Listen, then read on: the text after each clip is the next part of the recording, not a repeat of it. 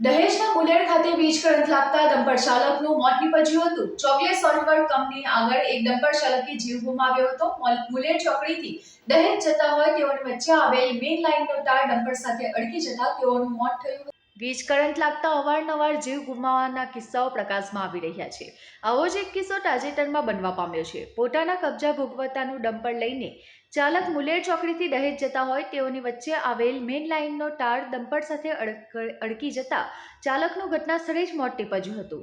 ગઈકાલે મુલેર ચોકડીથી દહેજ જતા રોડ ઉપર ચોકલેટ સોલ્ટ વર્ક કંપનીના આગળનો એક ડમ્પર ચાલક સુલેમાન અલી, જાતે મુસ્લિમ, ઉંમર વર્ષ 38, રહેઠાણ જૂના દેરાસર ફળિયું, ગંધાર, તાલુકો વાગરા, જિલ્લો ભરૂચ, જેઓ સવારે પોતાના કબજાનું હાઈવા ડમ્પર લઈને મુલેર ચોકડીથી દહેજ તરફ જતા હોવાથી આ રોડ પર આવેલા ચોકલેટ સોલ્ટ વર્ક કંપનીના આગળના આવેલા રોડ ઉપર બાજુમાં તેઓનું ડમ્પર પાર્ક કરતા હોય એ દરમિયાન મેઇન લાઇનનો વીજળીનો તાર ડમ્પર સાથે અડી જતા સુલેમાન અલીને વીજ કરંટ લાગતા ઘટના સ્થળે તેમનું મોત નીપજ્યું હતું. જે ઘટનાની જાણ થતાં પોલીસનો કાફલો તેમજ સિવિલ હોસ્પિટલનો સ્ટાફ ત્યાં દોડી આવ્યા હતા અને આગળની કાર્યવાહી હાથ ધરી હતી.